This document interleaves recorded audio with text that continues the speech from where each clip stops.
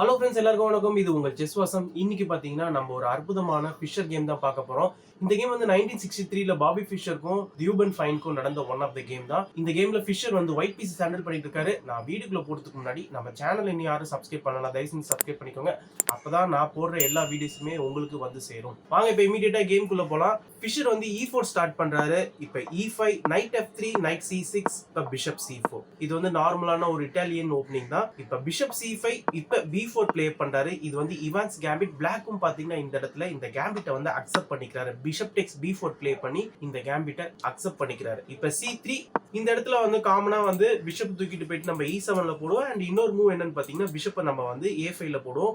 இந்த இடத்துல பிளாக் வந்து பிஷப் A5 ப்ளே பண்றாரு. இப்போ D4 புஷ் பண்றாரு பாபி ஃபிஷர். D4 புஷ் பண்ணிட்டு திருப்பி இன்னொரு ஒரு பானை வந்து தராரு. இப்போ E-Tex D4. இந்த இடத்துலயும் பாத்தீங்கன்னா E-Tex D4க்கு அப்புறமா இந்த C3 பான் வந்து ஹேங்கிங்ல இருக்கு. இந்த இடத்துலயும் ஃபிஷர் என்ன பண்றாரு, அவருடைய டெவலப்மெண்ட் நோக்கி போயிட்டு இருக்காரு. இந்த இடத்துல கேசல் பண்றாரு. இந்த பானையை அப்படியே விட்டுறாரு. பிளாக்கும் பாத்தீங்கன்னா ரொம்ப கிரீடியா இந்த பானை வந்து கேப்சர் பண்ணிடுறாரு. இந்த பானை கேப்சர் பண்ணதுக்கு அப்புறமா திருப்பி குயின் B3 ப்ளே பண்றாரு. இந்த இடத்துல ஒரு ஸ்ட்ராங்கான டயகனல் பேட்டரி ஃபார்ம் பண்றாரு. இந்த F7 ஸ்கொயர்ல இருக்கிற ஃபயரை வந்து தடுக்கணும்னா பிளாக் வந்து குயின் F6 ப்ளே பண்ணலாம். பட் இந்த இடத்துல பிளாக் என்ன பண்ணிட்டாருன்னா குயின் எடுத்துட்டு வந்து E7ல போட்டுட்டாரு. ஆக்சுவலா குயின் F6 எதனால ப்ளே பண்ணலாம் நான் சொன்னேன்னா, நெக்ஸ்ட் வந்து பிஷப் G5 ப்ளே பண்ணாலுமே நம்மளுடைய குயின் எடுத்துட்டு வந்து G6ல போட்டுக்கலாம். ஸ்டில் நம்மளுடைய F7 ஸ்கொயரை நம்ம வந்து பாதுகாத்துக்கலாம். பட் ஆக்சுவல் கேம்ல வந்து குயின் E7 ப்ளே பண்ணிட்டாரு. குயின் E7 ப்ளே பண்றதுக்கான ரீசன் என்னன்னு பாத்தீங்கன்னா, பிளாக் வந்து இந்த F6 ஸ்கொயரை இந்த நைட்டுக்கு வந்து வேக்கண்டா விட்டுருக்காரு. ஓகேங்களா? இப்ப நைட் டெக்ஸ் C3. இப்ப நைட் டெக்ஸ் C3க்கு அப்புறமா இந்த நைட்டுக்கு வந்து இந்த சென்டர் ஸ்கொயர் வந்து காத்துட்டு இருக்கு. இந்த சென்டர் ஸ்கொயர் தான் பாத்தீங்கன்னா ரொம்பவே ஒரு நல்ல ஸ்கொயர். இந்த நைட் வந்துட்டாருன்னா ஒயிட்டுக்கு தான் பாத்தீங்கன்னா நல்ல ஒரு அட்வான்டேஜ். அதனால இந்த பொசிஷனை பொறுத்த வரைக்கும் பிளாக் பண்ண வேண்டிய முக்கியமான வேலை என்னன்னு பாத்தீங்கன்னா, இந்த நைட்டை வந்து கேப்சர் பண்ணியே ஆகணும். பிஷப் டெக்ஸ் நைட்டுக்கு அப்புறமா இப்ப குயின் டெக்ஸ் நைட்டு. குயின் டெக்ஸ் நைட்டுக்கு அப்புறமா பாத்தீங்கன்னா இந்த கேம் வந்து ஓரளவுக்கு பிளாக் வந்து தாக்கு பிடிச்சி ஆடலாம். ஏன்னா ஒயிட்டுடைய டெவலப்மெண்ட் பாத்தீங்கன்னா ரொம்பவே ஃபாஸ்டா இருக்கு. அவருடைய இன்னொரு பிஷப்பை மட்டும் அவர் டெவலப் பண்ணிட்டாருன்னா அவர் எல்லா டெவலப்மெண்ட்டையும் முடிச்சுட்டு ஃபுல்லா அட்டாக்கிங் கேம்ல இறங்கிடுவாரு. அதனாலதான் சொன்னேன். பட் எனிவே இந்த பொசிஷனை பொறுத்த வரைக்கும் பிளாக் வந்து என்ன பண்ணிட்டாரு, இந்த நைட் D5 மூவ் வந்து டோட்டலா அண்டர் எஸ்டிமேட் பண்ணிட்டாரு. இந்த இடத்துல நைட் F6 ப்ளே பண்றாரு. நைட் F6 ப்ளே பண்ணி இந்த D5 அண்ட் இந்த E4 ஸ்கொயரை வந்து அவர் கண்ட்ரோல் பண்ணிட்டு இருக்கதா நினைச்சுக்கிட்டாரு. எனிவே இந்த இடத்துல பாபி ஃபிஷர் என்ன பண்ணிட்டாரு, அவருடைய நைட் எடுத்து போயிட்டு D5ல போட்டுட்டாரு. நைட் D5 பாத்தீங்கன்னா ஒரு ஸ்மார்ட்டான மூவ். இந்த இடத்துல நைட் வந்து குயினை வந்து அட்டாக் பண்ணிட்டு இருக்காரு. ஃபர்ஸ்ட் நீங்க வந்து இந்த நைட்டை கேப்சர் பண்ணாம குயினை தூக்கிட்டு எங்கேயாவது ஒரு சேஃபான ஸ்கொயர் போகணும்னு நினைச்சீங்கன்னா கூட உங்களுக்கு குயினுக்கு வந்து ஒரு நல்ல ஸ்கொயர் எதுவுமே கிடையாது.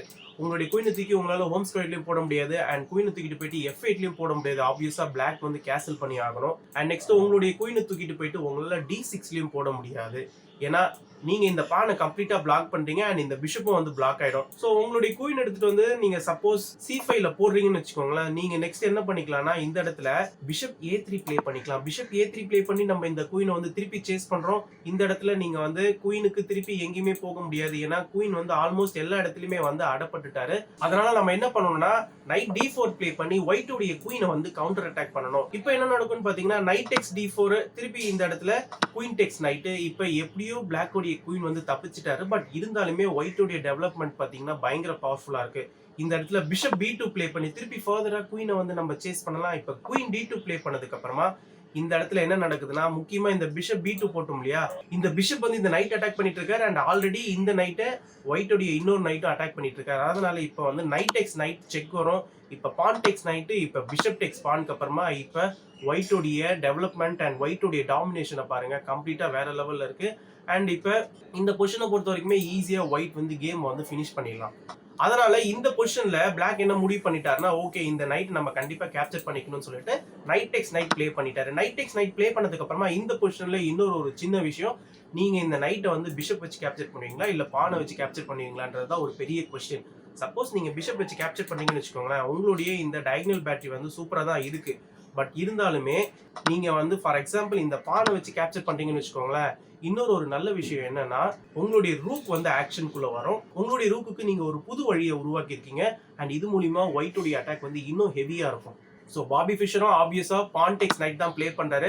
பான் டெக்ஸ் நைட் மூலியமா இதுவும் ஒரு ஸ்மார்ட்டானவும், இந்த பானும் வந்து இந்த நைட்டை வந்து அட்டாக் பண்ணிட்டு இருக்காரு. இந்த இடத்துல இந்த நைட் வந்து இப்ப சென்டர் ஆஃப் த போர்டுக்கு வராரு. நைட் E5, இப்ப நைட் டெக்ஸ் நைட்டு, இப்ப குயின் டெக்ஸ் நைட்டு.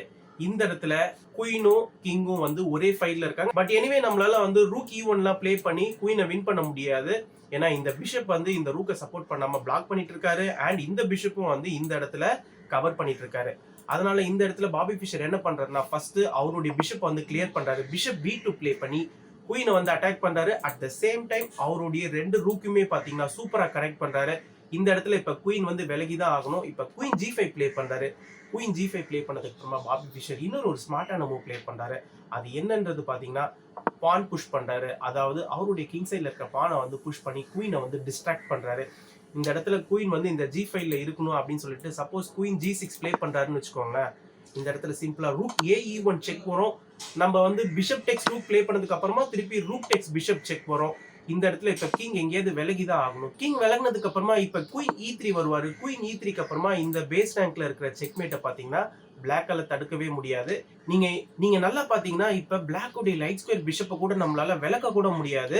ஏன்னா 2 பானுமே பாத்தீங்கன்னா இந்த பிஷப் வந்து கம்ப்ளீட்டா பிளாக் பண்ணிட்டு இருக்காங்க. ஓப்பனிங்லயே வந்து நம்ம இந்த மாதிரியான மூவ்ஸ்லாம் ப்ளே பண்ணாம ரொம்ப கிரீடியா ஆப்பனருடைய பான்ஸ் எல்லாம் நம்ம வந்து கேப்சர் பண்ணிட்டே இருக்கும்போது நம்மளுடைய டெவலப்மெண்ட் வந்து பயங்கரமா அடி வாங்குது. ஸோ அந்த ஒரு ரீசனால தான் பாத்தீங்கன்னா பிளாக் வந்து டெவலப்மெண்ட்ல இவ்வளவு பின்னடைவுல இருக்காரு. அண்ட் அதுக்கப்புறமா போக போக பாபி ஃபிஷர் அதை எப்படி வந்து டாமினேட் பண்றாருன்றதை நீங்க இப்ப பாத்துட்டு இருக்கீங்க. இந்த இடத்துல இருந்து சில மூவ்ஸ்ல பிளாக் வந்து ஈஸியா செக்மேட் ஆயிடுவாரு. ஃபார் எக்ஸாம்பிள் நீங்க இந்த பான் புஷ் பண்றீங்கன்னு வச்சுக்கோங்களேன்.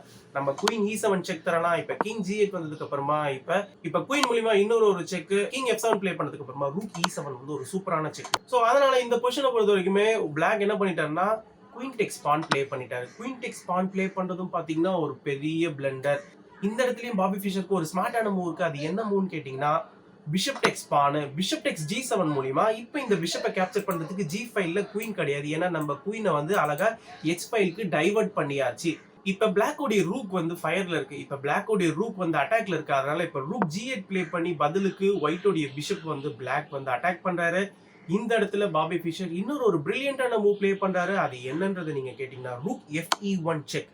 இந்த இடத்துல ரூக் FE1 செக் மூலியமா இந்த ரூக் வந்து ஒரு எக்ஸ்சேஞ்ச் சாக் பண்றாரு. ஆக்சுவலா பிஷப் டெக்ஸ் ரூக் நீங்க இந்த இடத்துல ப்ளே பண்ணாலுமே கூட சிம்பிளா என்ன நடக்கும்னா ரூக் டெக்ஸ் பிஷப் பாத்தீங்கன்னா இன்னொரு ஒரு ஸ்மார்ட்டான மூவ். இது வந்து ஒரு செக்கோட ஒரு எனிவே இந்த பொசிஷன் வந்து சேமா தான் இருக்க போகுது. அதனால இந்த இடத்துலயே வந்து பிளாக் என்ன பண்ணிட்டாருன்னா அவருடைய கிங்க வந்து விலக்கிட்டாரு. இந்த இடத்துல வந்து நீங்க கிங் F8 போக முடியாது. இந்த பிஷப் வந்து சூப்பரா கவர் பண்ணிட்டு இருக்காரு.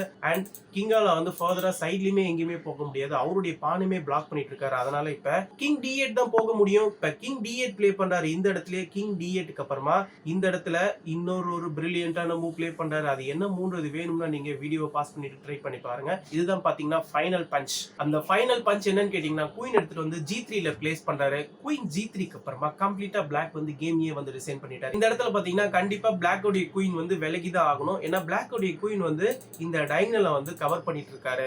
சோ பிளாக் உடைய குயினால எங்கேயுமே போக முடியாது. பிளாக் உடைய குயின் அங்கேயே இருந்தாலுமே பிளாக் உடைய குயின் வந்து வெட்டுப்பட்டுடும்.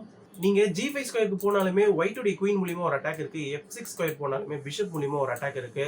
சோ நீங்க இதே டயகனலை மெயின்டைன் பண்ணணும்னா நீங்க ஆப்வியஸா உங்களுடைய குயின் எடுத்துட்டு போயிட்டு E7 ஸ்கொயருக்கு தான் போகணும். பட் இருந்தாலுமே இப்ப ரூக் டெக்ஸ் குயின் வந்து அவைலபிளா இருக்கு. ரூக் டெக்ஸ் குயினுக்கு அப்புறமா பாத்தீங்கன்னா திருப்பி வந்து கிங் டெக்ஸ் ரூக்கு அப்புறமா ஈஸியா நம்ம வந்து குயினை வந்து வின் பண்ணிடலாம். அண்ட் அது மட்டும் இல்ல இந்த இடத்துல குயின் E5 செக் வந்து அவைலபிளா இருக்கு. குயின் E5 செக்குக்கு அப்புறமா கிங் வந்து D8 போவாரு. இப்ப பிஷப் F6 பாத்தீங்கன்னா எனிவே இது வந்து ஒரு சூப்பரான செக்மேட். அண்ட் இந்த பொசிஷன்ல வந்து குயின் டெக்ஸ் குயின் ப்ளே பண்ணா கூட இந்த இடத்துல சிம்பிள் என்ன நடக்கும்னா பிஷப் F6 வந்து ஒரு சூப்பரான செக்மேட். இந்த இடத்துல நம்ம ஒரு பிஷப்பை வச்சுமே நம்ம சூப்பரா செக்மேட் பண்றோம். மத்தபடி பிளாக் உடைய பீசஸ் எல்லாருமே பிளாக் உடைய கிங் வந்து சூப்பரா பிளாக் பண்ணிட்டு இருக்காங்க. சோ இதுதான் பாத்தீங்கன்னா பீஸ் ஆக்டிவிட்டியோடைய ஒரு பவர்ஃபுல்லான ஒரு விஷயம். நம்ம என்னதான் பான்ஸை விட்டு கொடுத்தாலுமே நம்மளுடைய பீசஸ்லாம் வந்து கரெக்டான ஸ்கொயர்ல டெவலப்மெண்ட் ஆகி பிளேஸ் ஆயிருந்ததுன்னா ஈஸியா நம்ம வந்து கேமை வந்து ஃபினிஷ் பண்ணிடலாம். ஆப்னெண்ட் வந்து சூப்பரா கிரஷ் பண்ணிடலாம். நம்ம பானை கேப்சர் பண்ண நம்மளுடைய ஆப்னெண்ட் வந்து பீஸை டெவலப் பண்ணிட்டே இருக்கும்போது அது கண்டிப்பா நம்மளுக்கு வந்து ஒரு பெரிய டேஞ்சர் சைன் தான். ஸோ நம்ம இதையும் கருத்துல கொண்டு நம்மளுடைய கேமை வந்து பிளே பண்ணணும். ஸோ இந்த கேமை பத்தின உங்களுடைய கருத்துக்களை நீங்க கண்டிப்பா கமெண்ட் செக்ஷன்ல மென்ஷன் பண்ணுங்க. நான் இதோட இந்த வீடியோ முடிச்சுக்கிறேன். ஃபைனலா நான் சைன் ஆஃப் பண்றதுக்கு முன்னாடி நம்ம சேனல்ல இன்னும் யாரும் சப்ஸ்கிரைப் பண்ணலாம், தயவு செஞ்சு சப்ஸ்கிரைப் பண்ணிக்கோங்க. அப்பதான் நான் போடுற எல்லா வீடியோஸும் உங்களுக்கு நோட்டிபிகேஷன் வந்து சேரும். தேங்க்யூ.